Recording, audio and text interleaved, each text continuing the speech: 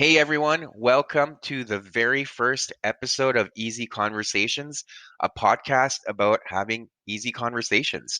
I'm so excited to share this content with you and more. I want to build a community of people where we can simply normalize conversations that we have perceived to be hard. Um, if at the end of the episode, if you can leave a review, I would be really grateful. Your reviews will allow me to get better and also tailor my message and content accordingly. So thank you for doing that. Now, I'm again really excited about my very first guest on this podcast. He is a very close friend of mine, just like a brother to me. His name is John Cicione. In this episode, I really want to explore John's journey through life, some of the challenges he had early on growing up, and I want him to share his story about his experience with meditation. He ended up at a silent retreat by accident and had to navigate through that whole process. And I want my listeners to be able to hear that message and understand how difficult it was for him, but he was able to navigate through. For people that are interested in going to a silent retreat, it'll give you an idea of what goes on there, as well as for people that have already experienced a silent retreat, you'll be able to relate. For someone like me who's never done a silent retreat, it was really cool to hear John's experience, and it only encouraged me to go try it out myself. So, with that being said, I'm just going to jump right into the episode. I see how you set the bar very low. It can only go higher from here. Well, thanks for the boost of confidence, but how are you? I'm good. No, you set the bar low. I'm saying as I'm your first guest. Oh, no. This is no, like, well, I'll touch on it later, but the whole theme is being able to share a message and, and we've touched on this before, right? Like the whole Oh my aspect gosh. of mental health and kind of men struggling with it, but how do Yeah. we simplify that and normalize that kind of conversation? And but again, I'm really grateful for you, to be here and doing this.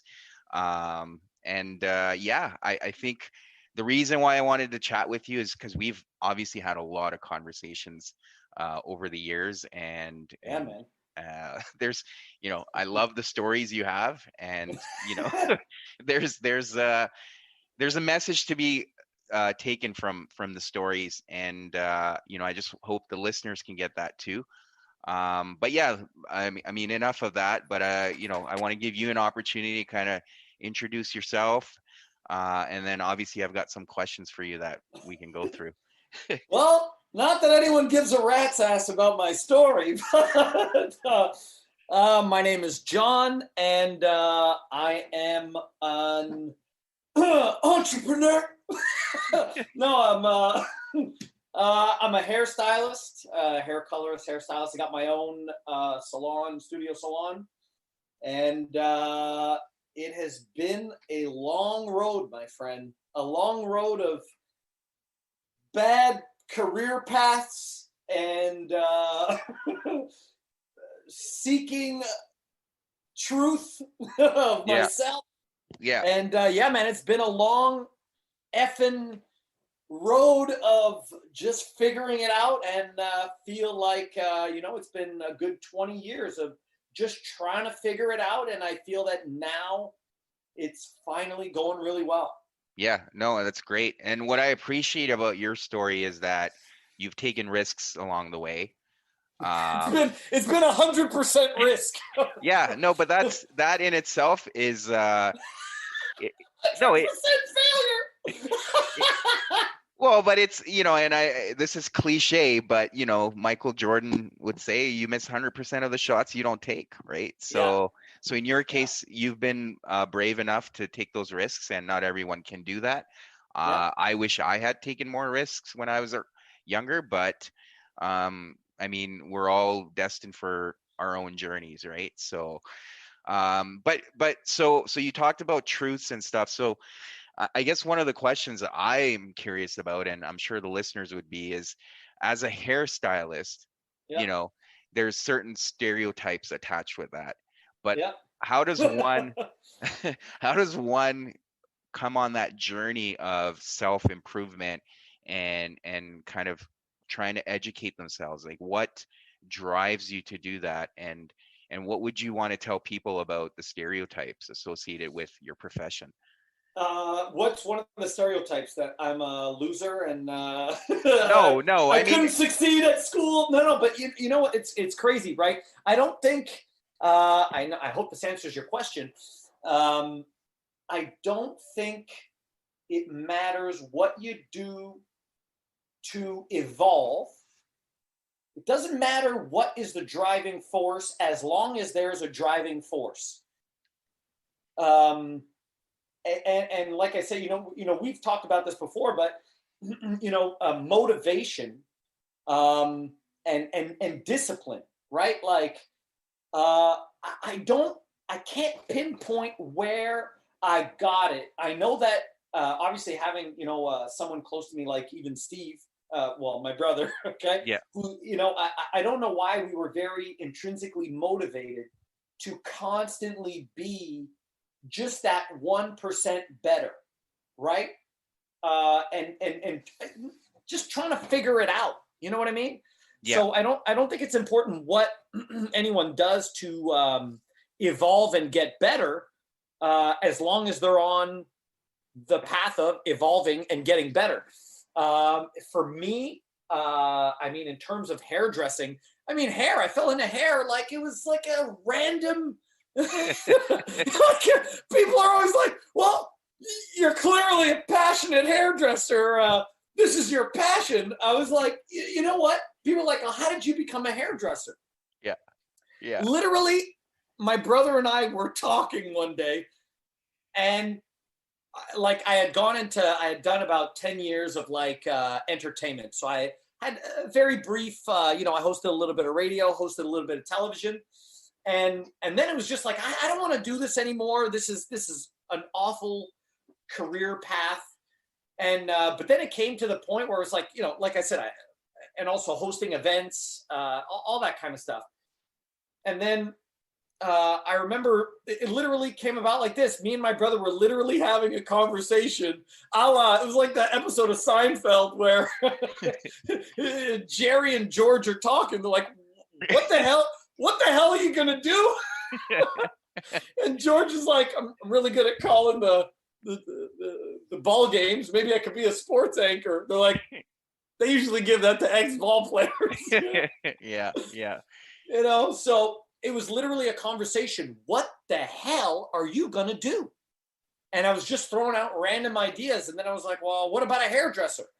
And my brother was like, "That's a stupid idea." And then he's like, he thought about it for a second, and he's like, "No, wait a minute. That's probably a really awesome idea."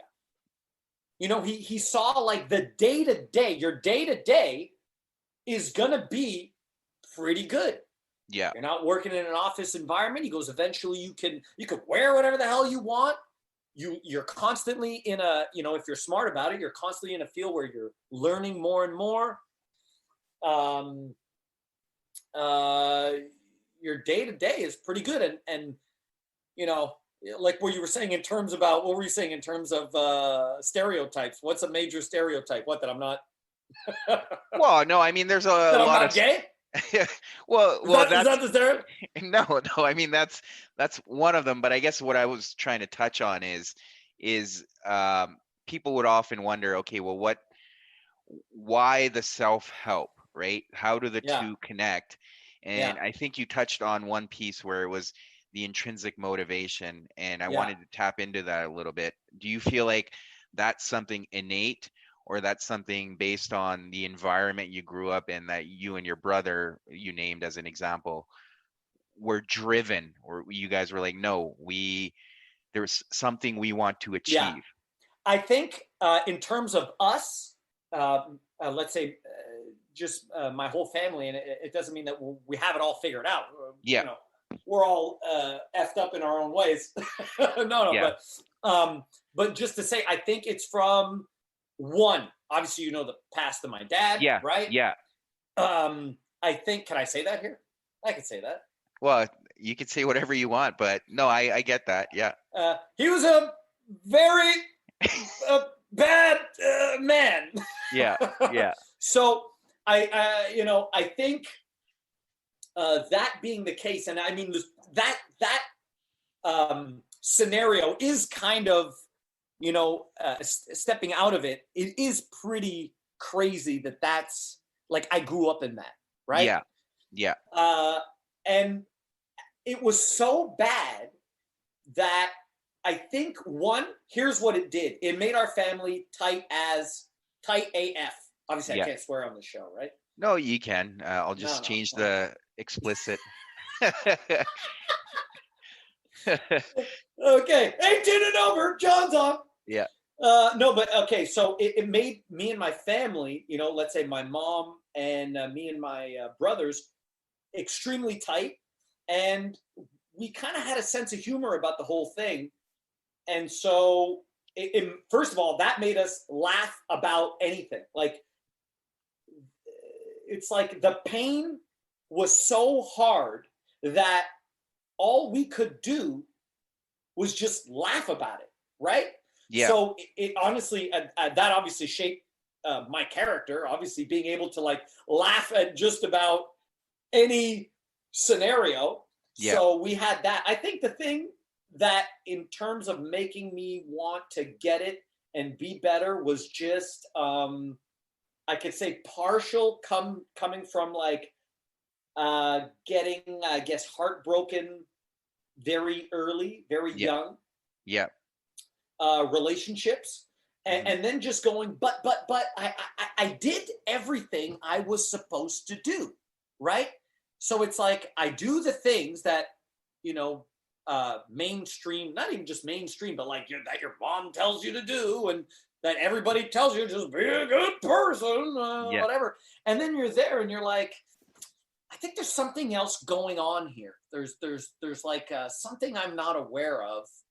Something is happening, and it's like seeking that, like, is there something here that I don't know that I should know? And just obviously, I think all good things, people talk about, I don't care what you do to be better, whether it's vengeance, but it like harnessed vengeance. You know what I mean?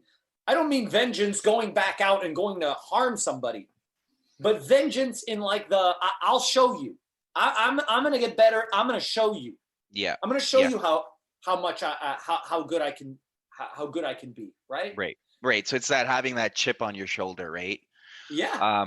I guess with your family too, you mentioned like, it made you guys closer, and it's almost like that concept, like we've talked about evolution too, but Yeah. it's almost like that tribe effect, right? Like you guys were like Yeah. a tribe and just trying to survive Yeah. at that time, and that's what kind of brought you guys together. Yeah. And a shitload of talks. You Yeah. know what I mean? Like, I'm lucky. Now I find myself like it's a bit of both, right? It's one, you got to be surrounded by good, strong people. Yeah. You cannot help the things that you're watching, the people that you surround yourself with. It is rubbing off on you. You better surround yourself and watch and read and listen to and be around whatever the hell it is, with positive, constructive things, right? Like, Yeah. be around, Well, and that's the kind of the message I tell people too, like especially going through my divorce. I think there was so much negativity around it, and what kind of helped me was surrounding myself with positive people, right? Yeah. And that's kind of the message I tell others too who are in similar situations. I'm like, you can't really navigate through that adversity unless you're around positivity, Yeah. and you can't do it alone either, so you need to surround yourself with those types of people. Yeah.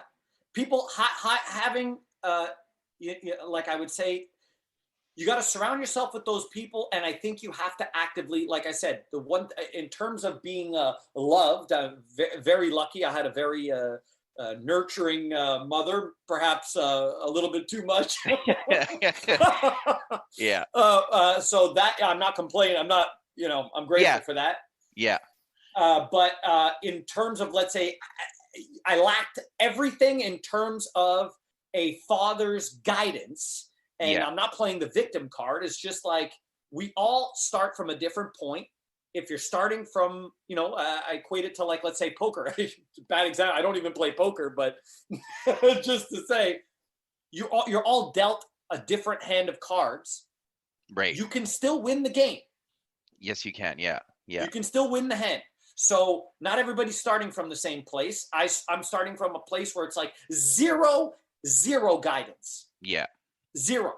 And it's like you just kind of have to figure it out. Mm-hmm. But you have to actively figure it out. It's been 20 years. Yeah. Yeah. You know what For I mean? sure. I started 18 years old. Second I left high school. It was like, I got to get better. Yeah. I got to be better. What am I missing? 20 years later, I'm still missing things. You know what I'm saying? It's like, Well, yeah, it's a never-ending journey for sure. I feel the same way. But I mean, it's great. Like, I did want to touch on, like, even for us, we've known each other for like 25 years almost now. that's And insane. and there was times, like, I want people to know that, I left Canada, I moved to Pakistan, so I was on the other end of the world. We met in high school, and then I came back for university, and I ran into you at the movie theater once. We connected Crazy. we connected for a bit, but then, I just think we weren't ready. And then I remember going through my own, I wouldn't call it midlife crisis because I was only 30 when my son was born, but I Yeah. felt like something was missing in my life. And for some reason I reached out to you, and since then we've connected. And even though we live the across the country, we've Yeah. still maintained that relationship, which is great. But what I'm trying to get at is, even over the last few years, just watching you evolve, and it's been an honor to watch. But you are here now, so you've got your own salon, Yeah. and anytime I talk to you, I know you've got a lot of plans for the future. Yeah. So where do you see yourself going with this? And what's the journey ahead? I mean, look, man. The journey is like, look, I feel as though um, I know that because I've started in terms of, like, financially, I feel like right now this has been my first very good year. And I mean, I don't mean very good $1 million here, but my first year where it's like I've invested everything in this. 37 years old. This is my I don't I'm not ashamed to admit it, because I've invested everything in my education, everything in my let's say business, like everything. Yeah, yeah. Uh, and so it's like, imagine 37 years old, I just bought my first car. Crazy, right? Well, what's crazy is you had to learn how to drive after. No, I knew how to drive. Oh, I I had know, I to, know. I had to relearn how to drive. All right, now, John, turn the car. How do you turn? No, no, and I appreciate that, and I know it's easy for me to say, but I feel like we're never too old for Yeah, anything. But yeah. I'm happy to see you where you are, and I'm sure you've got a lot ahead of you. Yeah, Um, man, look, I just think, you know what? The goal now, honestly, there is no goal. The goal is to have no goal. I just hit you with some Buddhist shit right there. yeah, I'm gonna have to write that down and think about it. No, but honestly, the whole time, I've always been thinking, how do I get 1% better? And now I obviously still do it within my career and for myself, always having new goals. I have so many goals I can't even count. I got goals in every area of life. Right now, in terms of physical shape, I'm in the best physical shape I've ever been in. Yeah. Now it's like my job is going better than it ever has. My whole business and everything I have, I own. Everything is paid for. Yeah. Um, uh, Obviously breaking it down in let's say health, wealth, uh, let's say love and relationships. When I say love, it's like friendships, family, Yeah, for sure. and romantic relationships, which is, this is going horrible. No, I'm kidding. No. I'm kidding. I'm kidding. But I have goals in all of those areas, and I just feel like uh, they've all gotten. It takes a lot of time and a lot of effort and a lot of awareness and constant work and ability to accept feedback and openness, and then it's like everything has just gotten gradually better and better. So what do I Yeah. have for the future? Just evolve, man. That's the goal. That's the goal. In every way, get better. That's the goal. Learn new things. I want to learn. It's going to take me 10 years, but I want to learn how to fight or Yeah. whatever, right? Like Yeah. anything to make me just Did you that say 1% fight? better. Yeah. Okay. Well, I just heard like the lightweight champion retired in UFC, so I don't know if He's lucky. yeah. No, Well, but like so just yeah, no, everything, man. I was just gonna ask with the goals, like how do you hold yourself accountable? Like, and I'm trying to preach in my coaching practice about setting goals and keeping them realistic. But if you've got too many, how are you holding yourself accountable? And at what point do you look at some of them and you're like, okay, this is a longer term thing. I'm gonna put this away for a little while and then bring it back later. Um, I'm less obsessed with the actual outcome of the goal. I don't know if like I'm more. I love practice. I'm opposite Allen Iverson. We're talking about practice. I'm obsessed with that. I'm obsessed with putting in input in anything, and then over time seeing the output that I'm able to get. Right. But I think you got to love all these guys like Goggins. Goggins doesn't believe in motivation because he goes, one day you could be motivated and the next day you may not be, right? Yeah. And he's all about discipline. He doesn't want to do those things, but he does it, right? Yeah. So I don't know. It's weird. It's like in terms of uh, everyone's trying to avoid pain. When it's like pain, I can't see any other motivator. Yeah. I'm not motivated. I don't do stuff in life. I would say 9 times out of 10, I'm not trying to be comfortable in anything. Every time I see people that are just a little too comfortable, I don't know, man. To me, that would be the death of me. Yeah. Um, Yeah. No, and I agree. And I've heard like entrepreneurs talk about the whole, if you're feeling comfortable, then you're not really pushing yourself. So, yeah, so yeah, I definitely agree with, stepping outside your comfort zone, trying new stuff. And then yeah, speaking of new stuff, I think that one of the stories I really wanted to talk about was your experience with the silent retreat. So like, and there's a reason why. It's not just for the comedic purposes. But yeah, like just share how this whole silent retreat thing came about, yeah, how you ended up going, and what your experience was and what you took yeah, out of it. yeah, man. I mean, it's crazy to think now that let's say I'm 37. I did that when I was like 22, and which is crazy, right? Yeah. And the thing that was crazy is that actually happened by accident. Okay, so my brother and I had signed up, and it was a good friend of ours. Now she's a big deal in Montreal. She's a really big yoga teacher, but it was a very good friend of ours.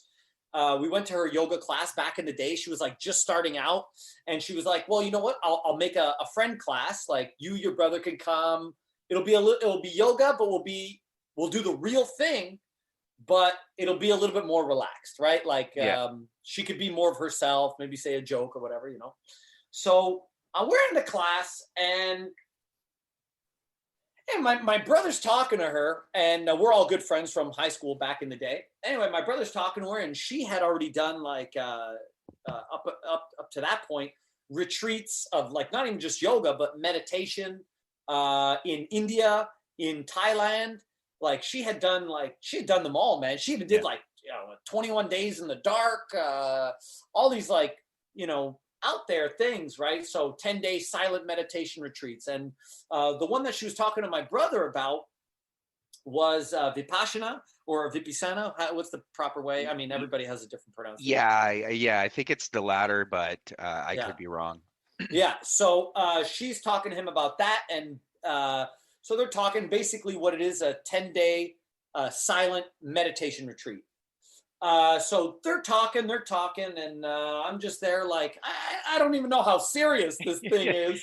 And my brother's like super gun-ho about it. He's like, man, I'm going to do this. I'm going to do this. And then I'm just like, yeah, you know what? Put my name on the list. Never having meditated a day in my life, not knowing how serious this thing was going to be. Had no idea what I was even getting myself into.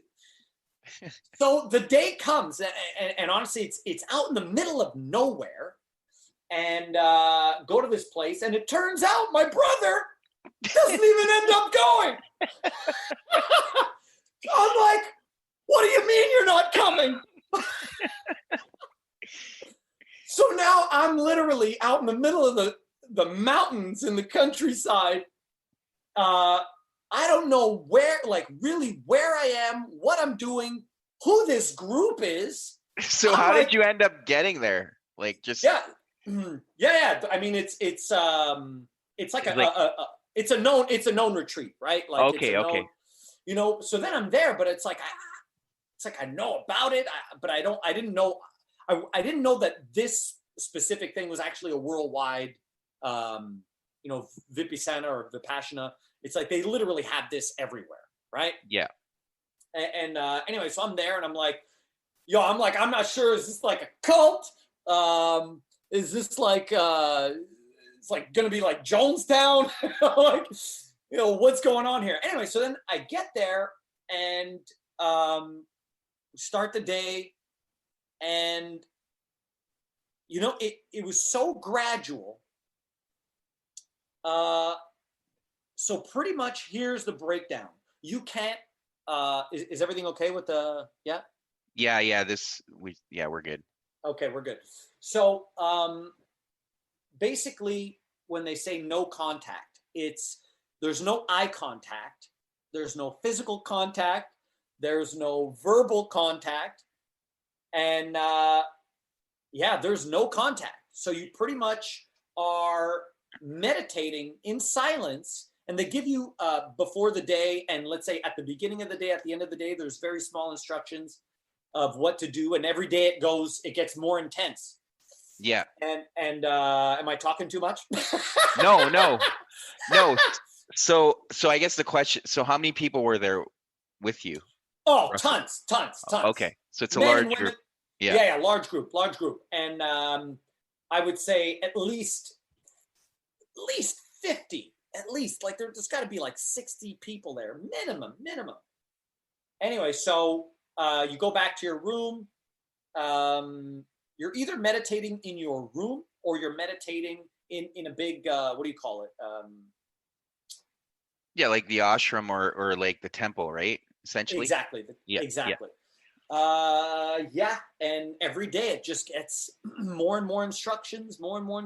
And I keep in mind, I had never meditated a day in my life. And I was meditating under their instructions, obviously 10 hours a day in meditation, and for 10 days in silence. Yeah. And it was, So there was a part I think when you told me this story the first time there, Yeah, the first day, yeah. something about missing your meals. So like, Oh, yeah, like, no, this wasn't the first day. This was like the probably the fourth day, yeah, right? So pretty much this is the breakdown of the days, right? You wake up at 4 a.m. By 4:30, you have to be basically in the hall meditating, right? And there's only 2 meals a day, and one of them is at 6 a.m. One of them is at 11 a.m. and that's it. So, I'm not really used to that. I'm used to like eating like 10 times a day. yeah. So I go to breakfast. Yeah. Okay. So that day, I'm wondering, was it breakfast or it was lunch? It was lunch. So I think I had meditated through breakfast that day. I forget what it was. And I was like, you know what? Today I'm going to be like extra disciplined. I'm going to go. And then when they do the lunch bell rang, and I'm like, you know what I'm going to do, man? I was saying this in my head. Obviously, I can't talk. Yeah. I was like, I'm going to go. I was like, I'm going to go back to my room. I'm going to clean my room, take a shower, meditate a little more, whatever, then go to lunch at the end. So then, I do all that. I end up showing up to lunch, maybe like half an hour late. And literally all the food has been eaten. So I'm there like, I'm looking at these like giant pots of barley. There's literally like 1 grain of barley in there. Huge pots of rice, oatmeal. All the fruits have been eaten. Everything has been eaten and it's all gone. So I'm just waiting there and I'm like, what the hell am I going to do? And you can't talk. And that's the thing. Like, and then honestly, you can't look at anybody. You can't talk to anybody. I literally started banging on pots and pans in hopes that people would come deliver more food. Literally no food. I did a full day. You better believe it. So I was pissed, right? And just hungry. I was weak. So then I finished the rest of the day not having eaten a thing. So you better believe the next day when not even just the next day, from that day on, every meal bell, there was always like a little gong that went on. Yeah. All you heard was just a soft gong, and just Usain Bolt just sprinting down the hall. Usain Bolt. I was the first in line every day for lunch from that day forward. It was crazy though. So I mean, like maybe help me understand. Like, so obviously this happened on the third or fourth day. Yeah. But even to go from like you said, we are blessed to be able to eat all the time, and have food at our disposal. So to go from that to 2 meals a day, and I could imagine myself just being hungry. So how do you transition from that and be able to meditate for those first few initial days? And then, like you said, you missed your meal, you were angry. Yeah. So I guess there's two questions. The initial one is a transition, and then after that, how did you change your thought pattern from anger and hunger to be able to continue to focus on the meditation? Now here's the thing. The thought pattern is easy. You're there not to think, right? So it's like, yeah, but it's easier said than done, right? So how were you able to remove yourself from and I know you told me about the whole meditation process, right? You're outside your body and you're like, this is my body, this is the floor, this is the air. Yeah. I will say this. The first 3 days were the longest effing days. Sometimes I have nightmares, like I wake up and I'm still there. It's like it was the worst 3 days. The first 3 days are the hardest. Your brain is just, there's so much chatter. It's like you're so in like your immediate needs, right? And you get lost in thought. Like you're pretty much you're basically there. I mean, you know, and this is the thing we laugh about. It's like there's all these answers in the world. Oh, I gotta do this, gotta do that. You just gotta sit down and shut up. Yeah, yeah, yeah, Just sit down and shut up. That's all you gotta do.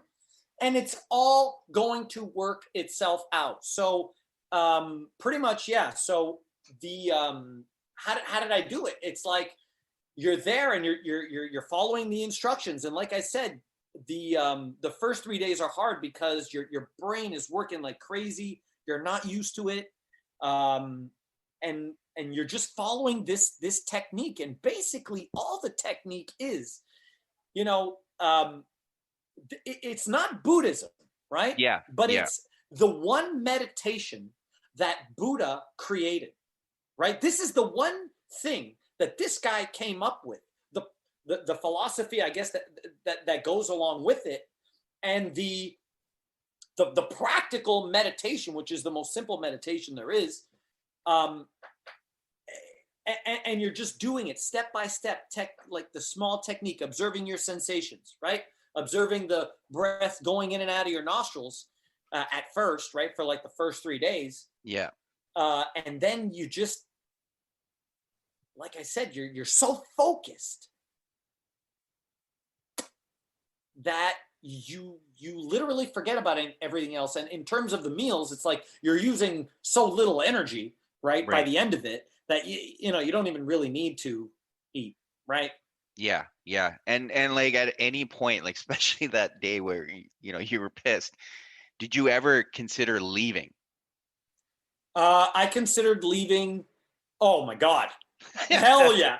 I mean, the first 3 days, you're just like, what the hell am I doing here? This is the dumbest thing I've ever seen, right? Yeah. Like, is this really like, I was just swearing at my brother in my head, just like, you son of a, you know, but yes. And here's the thing, even the fourth day is really hard because for the first 3 days, pretty much what you're doing is you're just observing your sensations, you're breathing, right? And Yeah, you're specifically observing your sensations through the nostrils because that's the easiest place to put your attention on.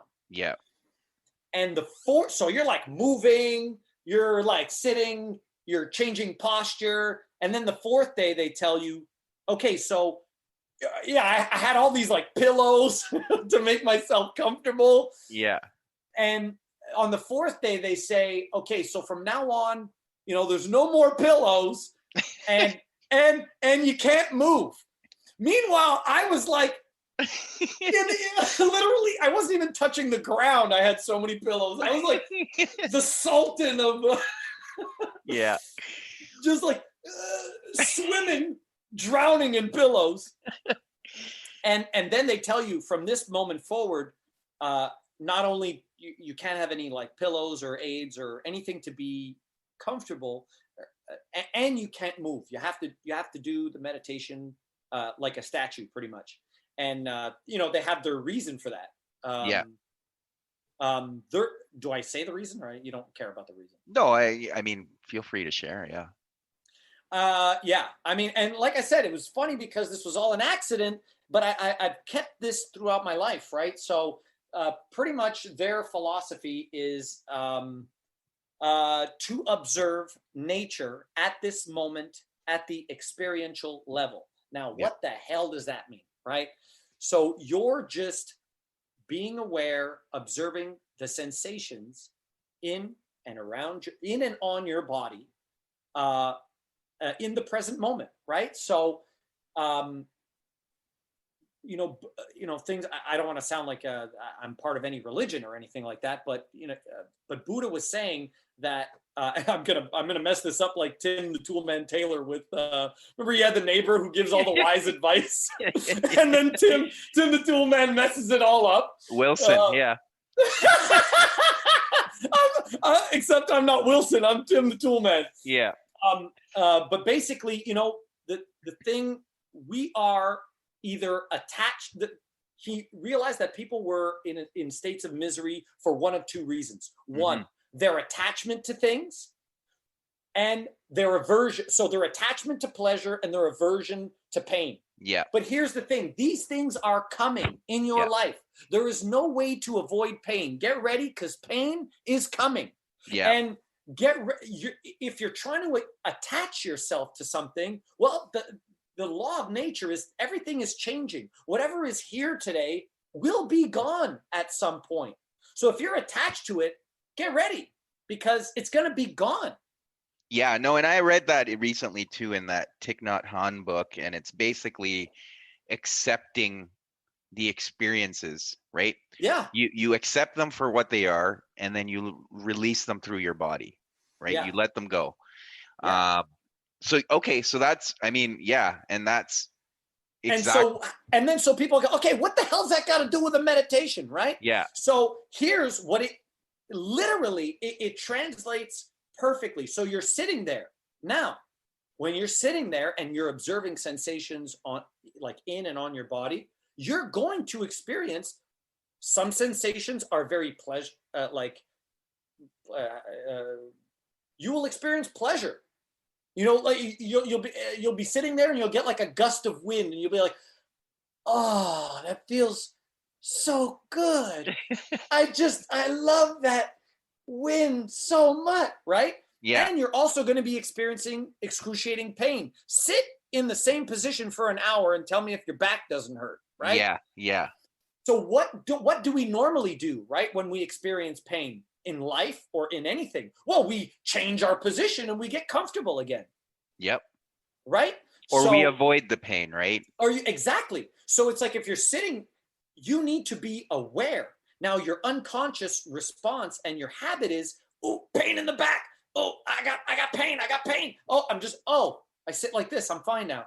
Yeah. No more pain. Right? We're constantly trying to avoid pain. So it's like you need to sit there through the pain and observe the pain, and not think of it as oh my god, the pain. Oh my god, the pain. It's okay. John is experiencing a sensation in his lower back. Yeah. You know? Yeah. And it's through that observation of, and it's no association to this is a pleasurable sensation or whatever, and this is a painful sensation. You're just sitting there and you're observing everything. Right. And that's it. So by day 10, would you say, obviously gradually you became better at that whole process? Yeah. And do you still utilize the practices even now? Yeah. I mean, yeah, I do. Yeah. So I would say this, it's funny. It's like, the whole point is like, they tell you, and again, I obviously have still trouble with that. It's like, the whole point is to not have the goal, right? Don't try to seek out this some type of sensation, right? Yeah. Don't try to attain something. It's just be there and observe. That's it. That's the only thing you're doing. So, but I will say this, the days that I was able to really, I guess, do it very well and experience something was on the 6th day and the 9th day. And here's all it was. At least all I felt, let's say, right? So it's like obviously your eyes are closed. You're pretty much shutting your sensations off, right? Yeah. So you're not using your nose to smell, your eyes to see, your hands to touch, your tongue to taste. You're not using your senses. And you're just feeling these sensations, like I said, in and on your body, right? Yeah. And your focus becomes so sharp, that you're literally able, and this was the most messed up feeling. You're able to feel every single vibration in your body, like and you're able to focus. I swear, I was able to shut everything off and say, I just want to feel my left pinky nail. Yeah. And I could feel it. That's how sharp your focus becomes, and you're feeling everything at the same time, which literally feels. I mean, look, I've never done drugs, but I can imagine there are certain drugs that you could probably achieve the same thing. Yeah, I'm sure there are. You could probably achieve the same thing, like by popping something. I don't know, but this was literally like, it was the most insane feeling. I'm not talking about, I never had anything, I floated out of my body or anything like that. Yeah. But it was just, I could feel nature. Yeah. I could feel nature. This is what it is. It was honestly mind blowing. It really was the craziest thing. So anyone listening, then, they should go try this out. Oh yeah. I mean, I remember there was one. It was so funny. There was actually one time when I actually did break the silence. I'm so I apologize to the guy, but it was like I was just like, we were in the meditation hall and my body just let out the hugest yawn. And I was like right behind the guy's ear. And I was like, and the guy turned around. He's like, yo. And I was like, oh. I was like, shit. Sorry, man. I was like, oh. And then I spoke. I was like, oh, God. Yeah, shit. Yeah. But still the best. It was the best and worst experience of my life. It was everything. And it was everything, man. The best accident I ever had, right? Yeah. No, thanks for sharing that story. No, that's great. I mean, every time I hear it, it blows my mind. So I'm glad you shared it. So we are close to on time. Oh man! But this was great for the first episode. Damn. Yeah, it went really quick. But for people that want a dope haircut or want to find you, what's the best way of getting a hold of you? I don't know. What's the best way of getting a hold of me? He's all nothing. Well, YouTube, but no, I won't. Facebook, Instagram. And what's how do they find you? John Cicione, JOHNCICIONE. Perfect. And I will say this, like, if you're in the Montreal area or if you're visiting Montreal, go see John for a haircut. Full disclosure, I did once fly to Montreal, obviously to see my parents, but also to get a haircut from you. So this guy's amazing. And the hangout. Well, yeah. Yes, the hangout after the haircut. Oh man, I feel like there's so much we could have Well, talked about. we're gonna do this again. This is definitely not the last time. Yeah. But no, I'm so grateful and thank you so much for doing this with me. This was Are you crazy, awesome. Man? Anytime. Yeah, and I'm just gonna for the listeners again, please leave a review. And stay tuned for more episodes. Thank you. Woo!